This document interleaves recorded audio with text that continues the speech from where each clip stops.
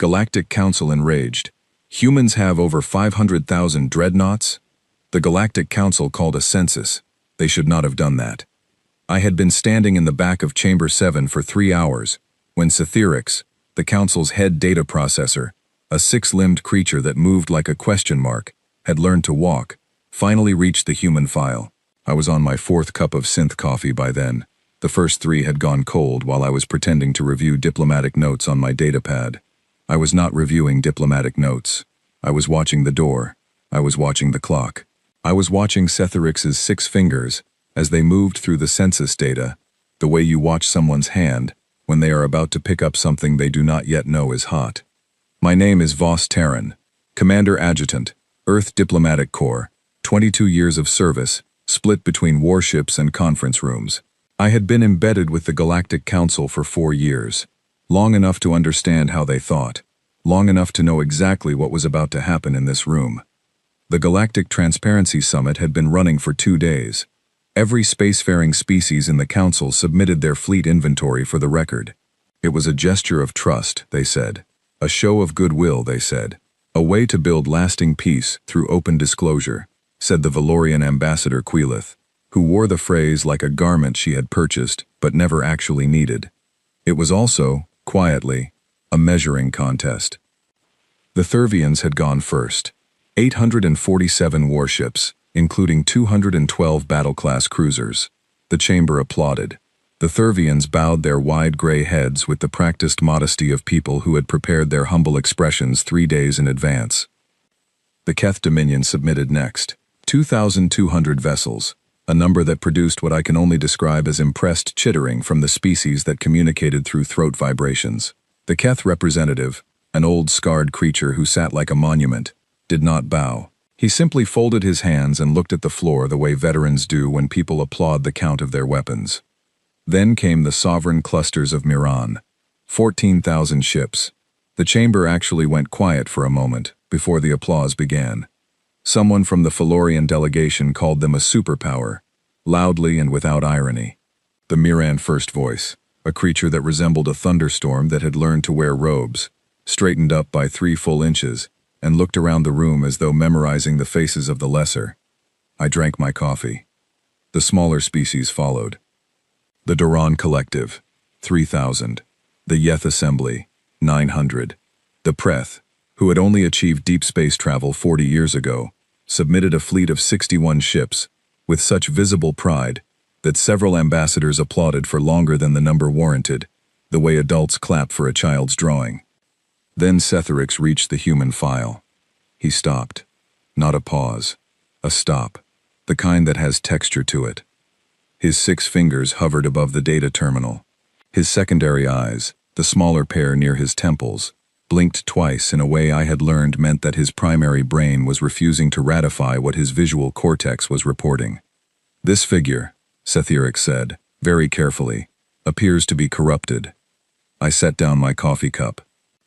It is not, I said. Every head in the chamber turned. Most of them had forgotten I was there. That happened a lot. I was the only human in the room, and humans, in the broader galactic context, were considered a minor footnote, a young species. Single system, biologically unremarkable. We had been council members for 60 years, which, in a body whose oldest members measured their civilizational history in hundreds of thousands of years, made us roughly equivalent to a new intern, who had not yet learned where the restrooms were. Queelith, seated at the Valorian block, fixed me with the look she reserved for moments when I said something she considered presumptuous. She had many looks like that. She had practiced them. "Commander Terran," she said, "surely there has been an error in the filing." "There has not been an error in the filing," I said. Sci-Fi looked at me, then at the screen, then at me again. His mouth parts moved, without producing sound, which I had also learned meant that his secondary brain was now also refusing to ratify what his primary brain had decided. "It says," Sci-Fi said, slowly, the way a person reads something aloud when they are hoping the act of hearing it will make it make sense. 512,941 Dreadnought-class vessels, plus support fleets. He stopped. The chamber stopped. 47 alien species in that room. Diplomats, Adjutants, analysts, translators, ceremonial guards who were not expecting to earn their salary today. Every one of them had gone completely still. I watched the numbers sit on the holographic display above Sithyrix's station. It floated there, blue-white, patient, in the elegant numeral system the council used for official data, and it was large enough that several of the smaller scripts running beneath it had expanded their font size automatically, the way a screen does when the number is too big to look casual. "That is the correct figure," I said. The silence lasted 4 more seconds. Then everyone in the room tried to speak at the same time. I picked up my coffee. It had gone cold again. I drank it anyway. The Miran first voice was on her feet. Her robes moved like they were also upset. She was pointing at the display and speaking in rapid Miran, which even after 4 years I could only follow at about 60%, but 60% was enough. She was saying, impossible. She was saying fraud. She was saying that no single system species with 60 years of council membership could have, without detection, without intelligence reports, without so much as a supply chain anomaly appearing in the trade data, constructed a fleet that dwarfed the combined military capacity of every species in the room by a factor that her translation implant was apparently rounding to the nearest integer because the full decimal was uncomfortable.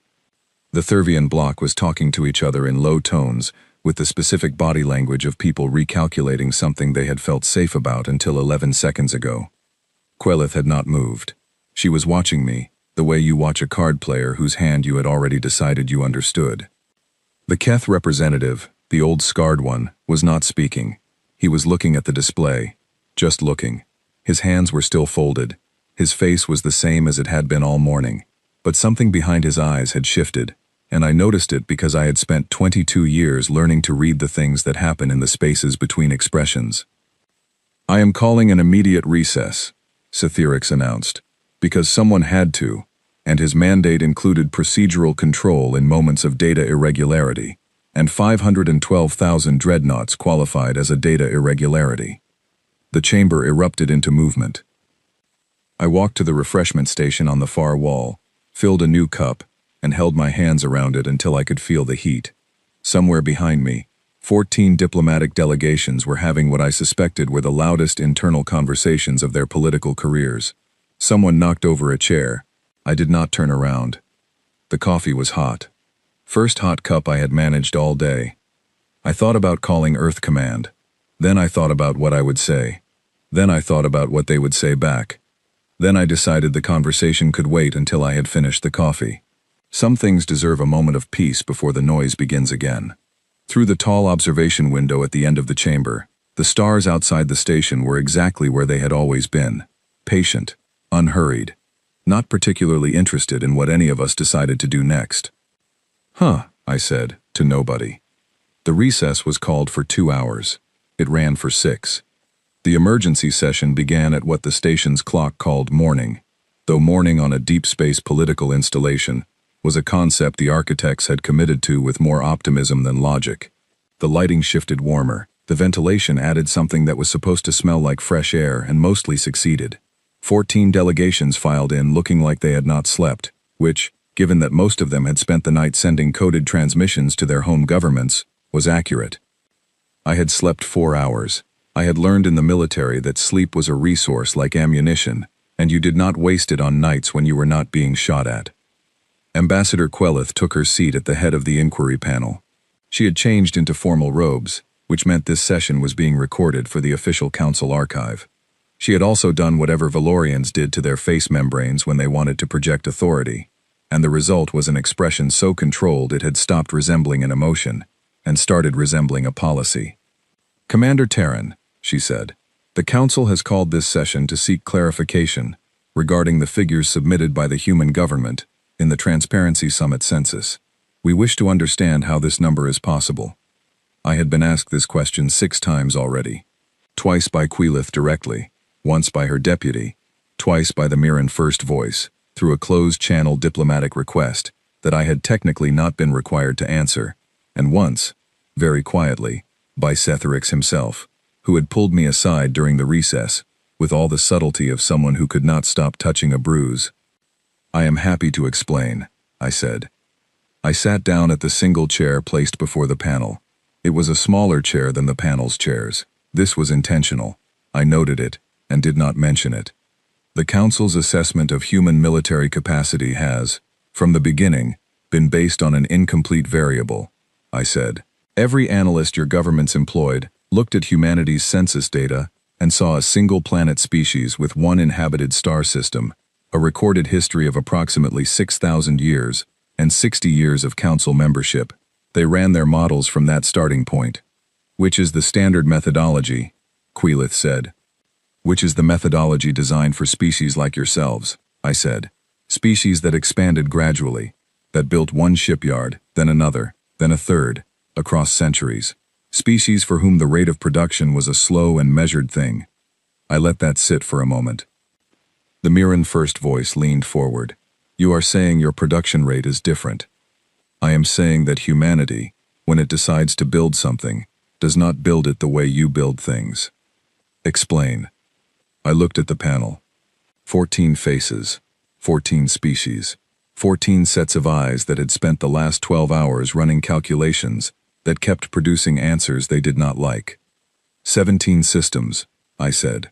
Silence. Humanity has not colonized 17 systems, Queelith said. Your official territorial filings show 1 inhabited world and 2 research outposts. Colonized, I said. No. We have not colonized 17 systems. We have industrialized them. The word landed differently than colonized. I watched it land. Queelith's expression did not change, but something behind it did, and I had gotten good at reading the thing behind Queelith's expressions. It was the part that was still thinking. The distinction, I continued, is that colonization means you send people, you build homes, you grow food, you establish governments and schools and all the things that make a place worth living in. Industrialization means something else. It means you look at every asteroid belt, every iron-rich dead moon, every gas giant with workable resources in its orbital path, and you convert it. Not slowly, not carefully, completely. I pulled up the first display. A star map, 7 systems highlighted in blue.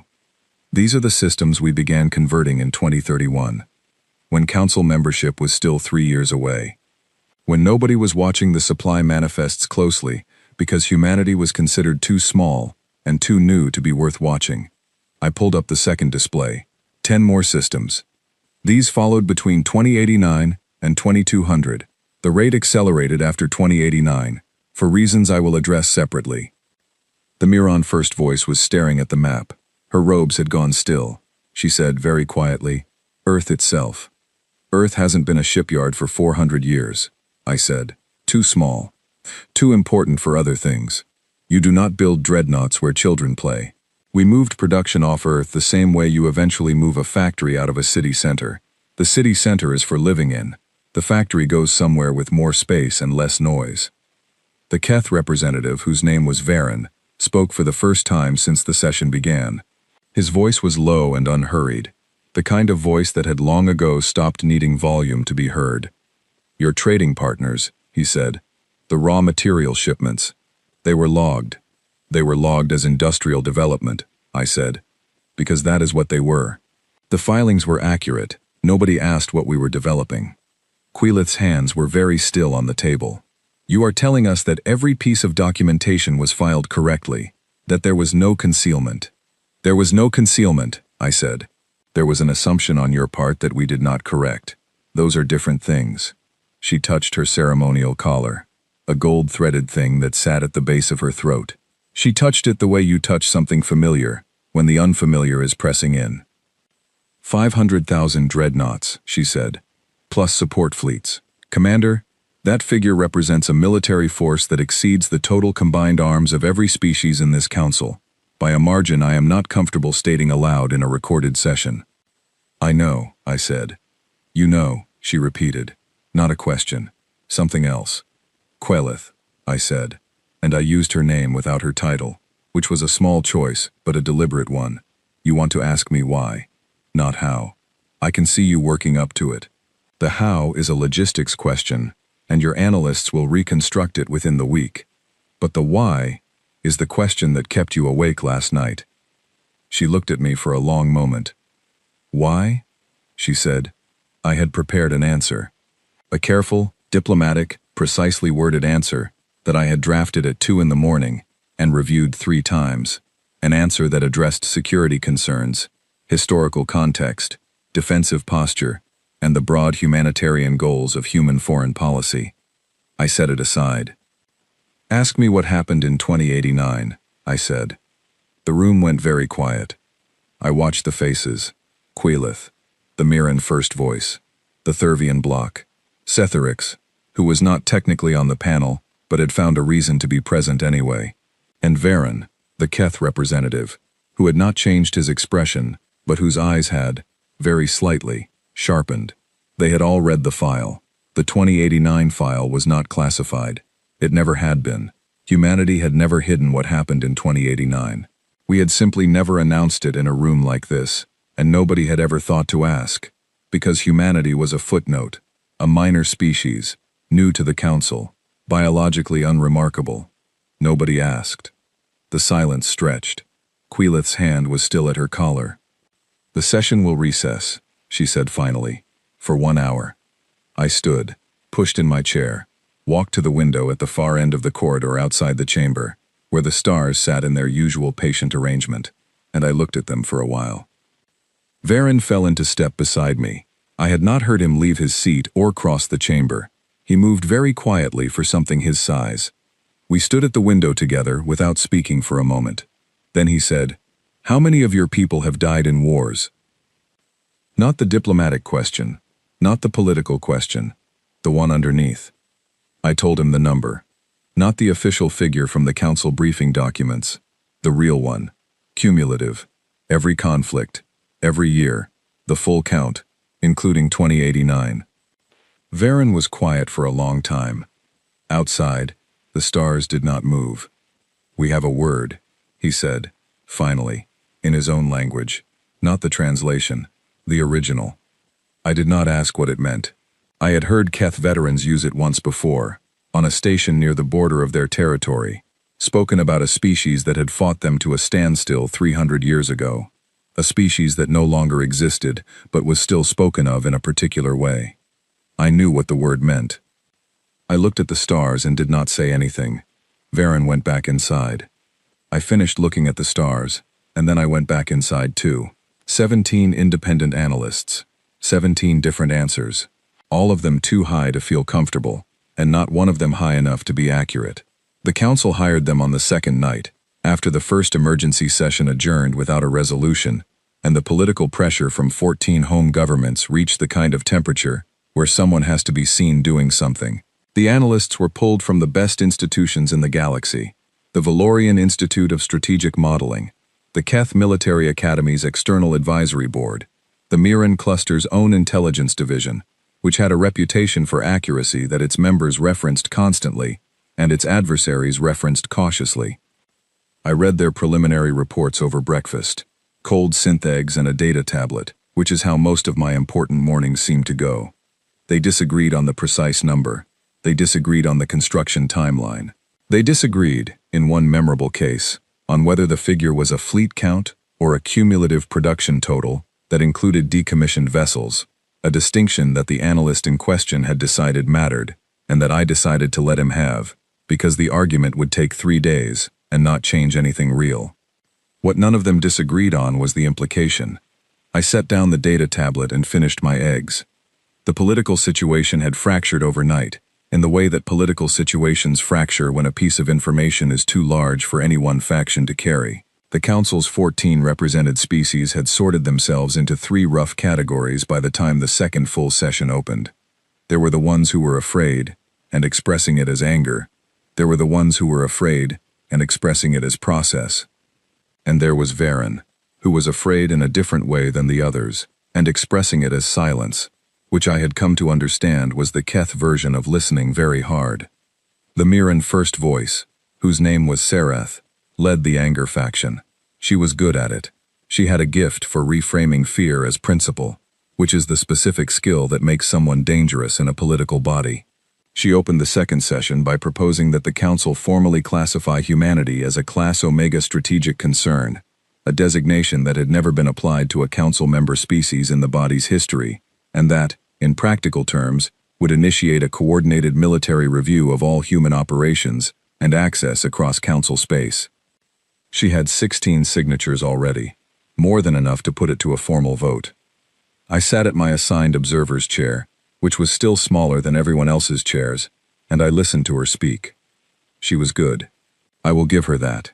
She wove the facts neatly. A species that had, without declaration, constructed a military force exceeding the combined arms of the entire galactic community. A species that had never disclosed this capacity in 60 years of membership. A species that operated 17 undeclared industrial systems in what amounted to sovereign galactic territory without filing the appropriate expansion notifications. Every sentence was accurate. That is what made it effective. She concluded by putting the threat assessment calculation on the main display, the one that all 16 signatures had seen and agreed on. If humanity's military capacity was turned against the Council, the combined response fleet of all 14 species would sustain casualties in the range of 93% before achieving measurable resistance. The chamber was very quiet. "I want to be certain I understand the calculation," said Lena Ward, the human economic attaché who had arrived overnight from the nearest relay station, because Earth Command had decided I should not be the only human in the room anymore. Lena was 34, efficient, and had the particular quality of sounding genuinely curious about things she already knew the answer to. "The calculation is clear," Sarath said. "It is clear," Lena agreed pleasantly. "I am curious about the underlying variable. The fleet engagement model assumes static positioning for human assets. Are you using the transit speed figure from our council membership filing or the updated figure?" A pause. "The figure in your membership filing," said one of Sarath's block members. "That figure is 60 years old," Lena said. "We have faster ships now. I can send the updated specifications if that would help the model." Another pause. Longer. I looked at my coffee. The thing about Sarath's calculation, the thing that her 16 analysts and her intelligence division had gotten exactly wrong in the same way, was that they were counting ships. They were looking at 512,000 dreadnoughts as a number, as a count, as a pile to be weighed against another pile, and they were doing the arithmetic on that basis. Humanity does not think in piles. My grandfather ran a machine repair business in rural Ohio. He fixed things, tractors, generators, the kind of heavy equipment that other people needed to work their land. He used to say that the difference between a tool and a weapon was only what you pointed it at. He said this while fixing a tractor. He meant the tractor. 500,000 dreadnoughts, in the way Sarath was thinking about them, were a weapon aimed at someone. A threat. A loaded thing waiting to fire. In the way I had grown up understanding them, the way every human who lived through the generation after 2089 understood them, they were something else entirely. They were the answer to a question that no one in this room had been alive to hear asked. I did not say this. Not yet. The block member who had cited the old transit speed figure was quietly consulting with someone off-screen. His expression had the quality of a calculation being hurriedly revised. Sarath had not moved. She was watching Lena with the specific attention of someone who has identified a variable they missed. "I withdraw nothing from my proposal," Sarath said. "The core concern stands regardless of ship speed." "Of course," Lena said. "I only want the model to be accurate." Varen, from his seat in the Keth block, said nothing. He was looking at the main display, where the numbers still sat. His hands were folded the same way they had been the day before, and the day before that. During the recess, he found me in the corridor again. "The observation window, the stars. She is not wrong that you could destroy us," he said. "No," I said. "She is wrong about why you built what you built." I looked at him. "We have fought 6 wars," he said. "In 300 years, we won 4, we lost 2. He paused. "After the first loss, we built more ships. After the second, we built more than that. Not because we wanted to fight again." He was quiet for a moment. "Because the thing that defeats you in a war is never the war itself. It is the moment, before the war, when you were small enough that something decided you were worth attacking." I said nothing. "You built 500,000 ships," he said, "because something, once, decided you were worth attacking when you were small." Outside, the stars. Yes, I said. He nodded. Slow, the way Keth veterans nodded, like they were filing the information somewhere permanent. Then I know what 2089 was, he said. I do not need to read the file. We went back inside. The recess ended. Sarath's motion came to a formal vote. It failed, by 1 vote. Varen abstained. On his way past my chair, he did not look at me. He sat down, folded his hands, and looked at the floor in front of him, the way he always did. I looked at the floor in front of me. On the display above Cetherix's station, the number was still there. 512,941 Dreadnought-class vessels, plus support fleets. Patient. Unhurried.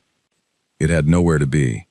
The formal inquiry into 2089 was called for the following morning. The Council named it, in their official filing language, a historical context review, which was the diplomatic equivalent of calling a fire a heat event. It meant the same thing, and the naming made nobody feel better, and everybody slightly more comfortable with the procedure. I had been born in 2091. I want to be clear about that, because people sometimes look at me, knowing my age, knowing the year I was born, and they do a calculation that produces a conclusion I need to correct. Being born 2 years after 2089 does not mean I missed it. It means I arrived into the aftermath of it, which is its own kind of education. I grew up in houses where certain rooms had extra reinforcement. I went to schools where the evacuation drills were not theoretical. I had a grandmother who kept a photograph on her kitchen wall, and the photograph was of Earth, taken from orbit, and it was not the restored image they use in official communications. It was the original, the one taken during. She never explained it. She never took it down. Some things do not need an explanation, and cannot be replaced by one. My name is Voss Terran, and I was not there, and it has been with me every day of my life anyway. The inquiry chamber was configured differently than the previous sessions. Smaller audience. The ceremonial guards had been rotated out for staff personnel, which meant the council was treating this as a working session rather than theater. Queelith was present. Sarath was present but seated 1 row back, which was either a coincidence or a signal, and nothing Sarath did was a coincidence. Varen was present, same seat, same folded hands. Lena sat beside me. She had a tablet. She had not slept. The council's lead historian, a Valorian named Orvith who was old enough that his membrane had gone translucent at the edges, stood to present the contextual framework. He explained that the inquiry was seeking to understand the historical events of Earth year 2089, also recorded in council archives under the designation First Contact Incident, Type Omega, a classification that had not been applied before or since. He then said, with the care of someone who had chosen every word at least 4 times, that the council's existing records on this incident were limited, fragmentary, and drawn primarily from the monitoring data of a long-range observation platform that had been 12 light hours from the event zone. What that meant, translated out of academic language, was that the council had known something happened in 2089. They had watched it from a distance, with instruments pointed at a minor single-system species they had categorized as pre-contact, and they had recorded what their instruments could capture, and they had filed it, and then they had moved on, because in a galaxy the size of this one, things happen all the time, and not all of them require follow-up. They had not followed up on 2089. I thought about my grandmother's photograph. Orvith concluded his introduction and invited the human delegation to present the historical record. Lena pressed play. The archive ran for 43 minutes. It was not a dramatic presentation. It was the kind of footage that documentation produces, when the events themselves are dramatic enough that any production choice would be an insult. Raw sensor feeds, communication intercepts, damage assessments, casualty figures presented in clean rows without comment, because comment would not have added anything, and the people who compiled the archive knew that. What came to human space in 2089 had not announced itself. That is the part that people outside the experience find difficult to understand. There was no declaration. There was no ultimatum. There was no transmission on any frequency that human instruments could detect at the time, though later analysis suggested there had been communications, just not ones directed at us. They had not communicated with us because, by their assessment, there was nothing to communicate. You do not negotiate with a rock in your path. You move it. They came for 2 worlds, Earth and the colony on Mars that had been established 14 years prior, 40,000 people, a settlement that still had temporary structures mixed in with the permanent ones, because the permanent ones were still being built. What happened next was 19 months. I am not going to describe 19 months in detail. The archive did that, and the archive was enough. What I will say is this. At the end of 19 months, there were no more of them. Not in our system. Not anywhere we could subsequently find. What we had lost was a number I had known since childhood, the way you know your own address and your grandmother's name, the kind of knowledge that goes in early and never comes out. The archive ended. The room was silent. Orvith said nothing. He had seen the file. He sat with his hands flat on the table in front of him and looked at them. Sarath had not moved in 11 minutes. I had been watching. Quelith's hand was at her collar again, the gold-threaded one. She had touched it 17 times in 43 minutes. I had stopped watching the archive about 8 minutes in, once I had confirmed it was running correctly, and I had watched the room instead, because the room was where the important things were happening. After the archive ended, I had expected questions. The council panel had submitted 42 questions in advance, which Orvith had distributed, which Lena and I had spent the previous night preparing answers for. Nobody asked their questions. Quelith broke the silence. "Did anything survive?" she said. "The force that came, did any of them survive?"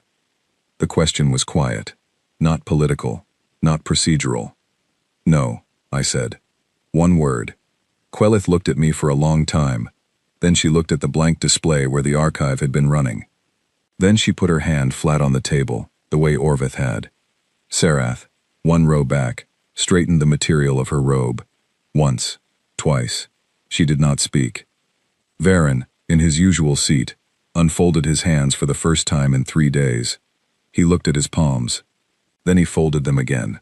The session was adjourned without a formal conclusion being filed.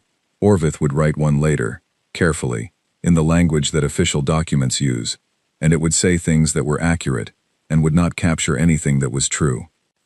I walked out of the chamber, down the corridor, to the promenade, which was the part of the station that the architects had built as though they were trying to apologize for what deep space actually was.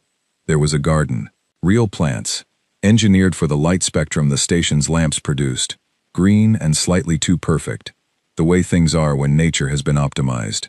There were benches. There was a fountain that recycled the same water in a loop and produced a sound that was meant to be calming. I sat on a bench.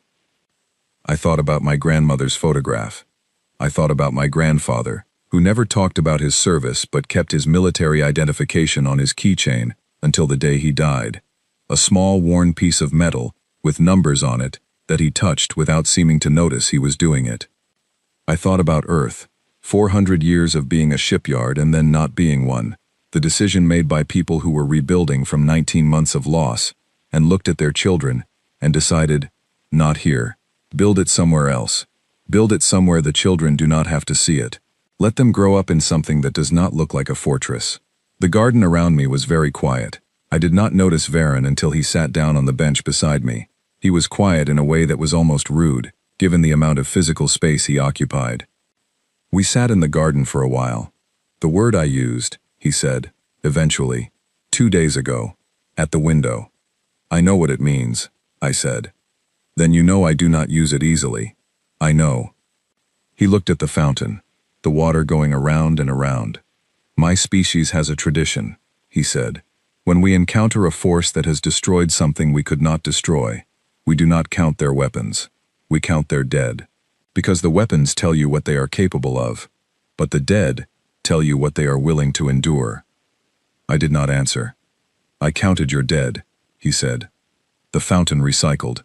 The water went around. "Varen," I said. "Commander, thank you, for the vote." He was quiet for a moment. I abstained. "I know what an abstention costs in your culture," I said. Another pause, longer. "Yes," he said. "I suppose you do."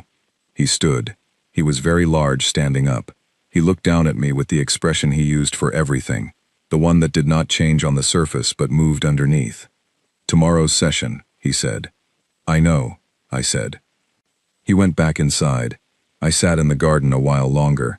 The plants were too green and too perfect. and the fountain kept recycling the same water, and it was the most peaceful I had felt in 4 days. I pulled out my personal communicator and held it for a moment. Then I sent a message to my mother. 2 words. I'm okay. She would not get it for 6 hours. She would know what I meant. She always did. The final session opened on the 4th morning. I was there early.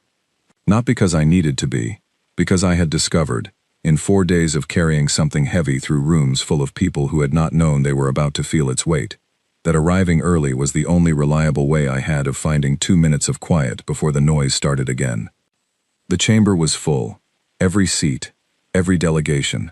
The ceremonial guards were back, which meant Quelith had made the session official, which meant she had already decided something and was ready to record it. Lena sat beside me. She had slept 3 hours, she said. She had also filed 12 supplementary briefings overnight and eaten a meal that was not from the synth station, which for Lena constituted a significant personal achievement. At the front of the chamber, Setherix had removed the census display from the main screen. In its place was a blank council seal, the official symbol used when a session was opening without a preset agenda item, which meant whatever happened today had not been decided yet.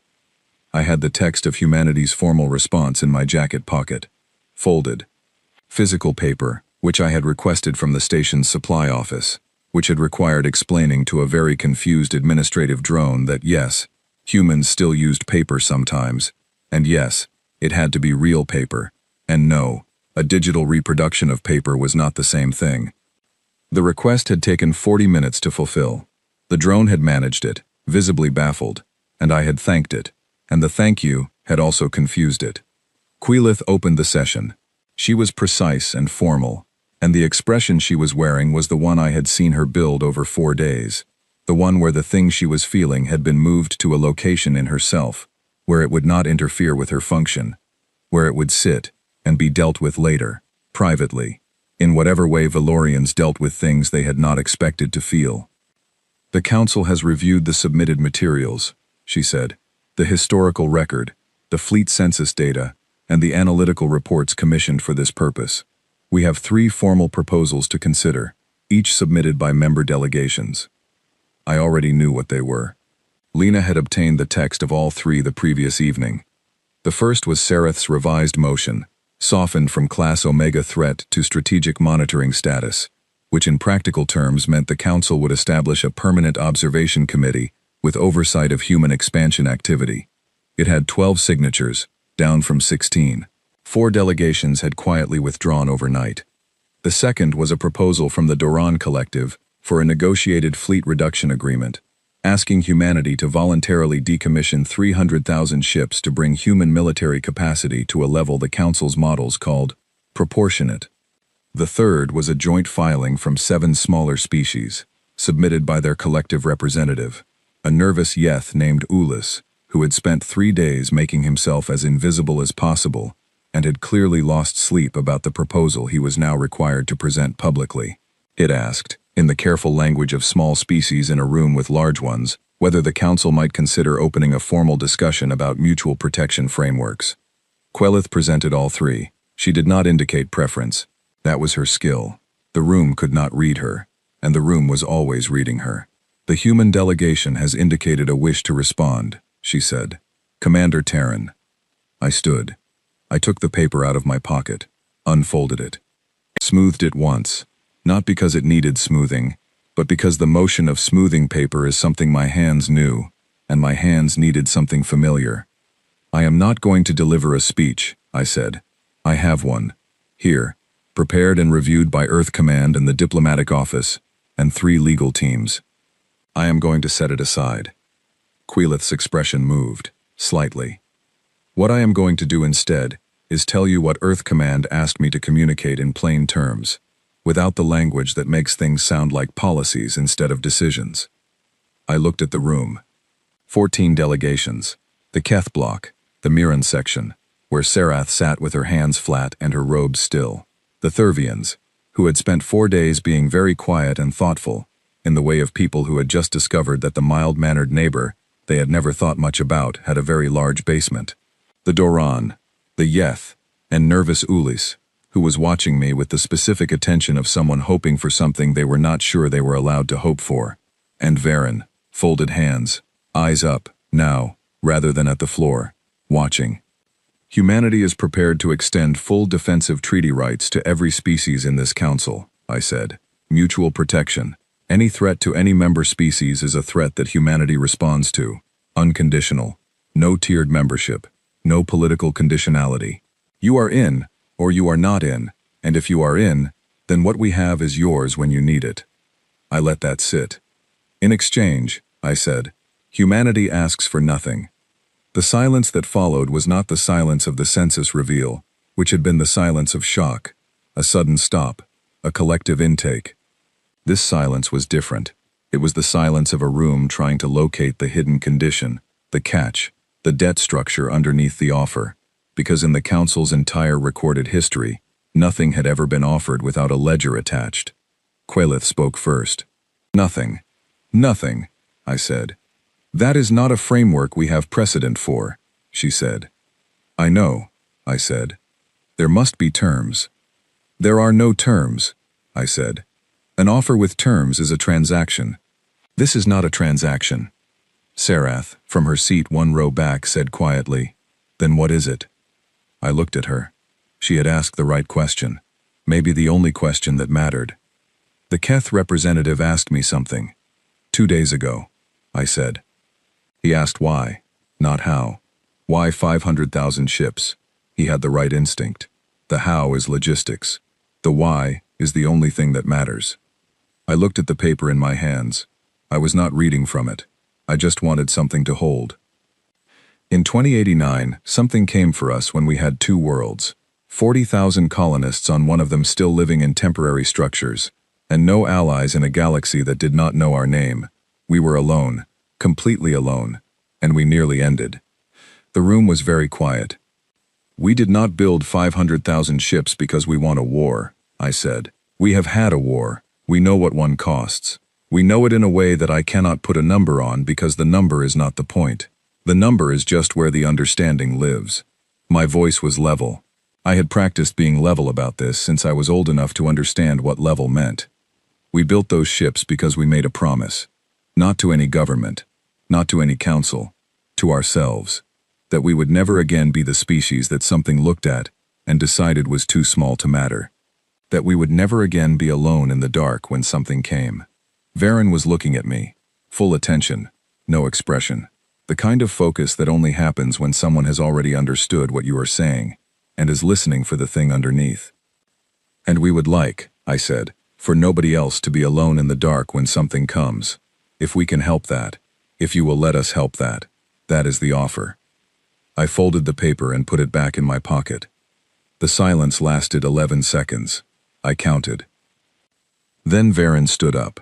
It is worth explaining what that means, in Keth diplomatic tradition, because without context it looks like a man standing from a chair, which is not what it was. In the Keth Dominion, standing in a council session is the equivalent of a permanent unilateral declaration of alliance.